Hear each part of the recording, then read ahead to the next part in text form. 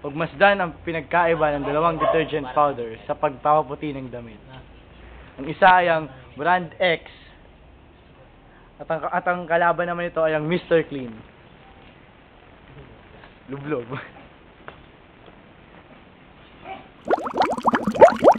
Tignan ang pinagkaiba. Ang damit na nilabhan sa brand X.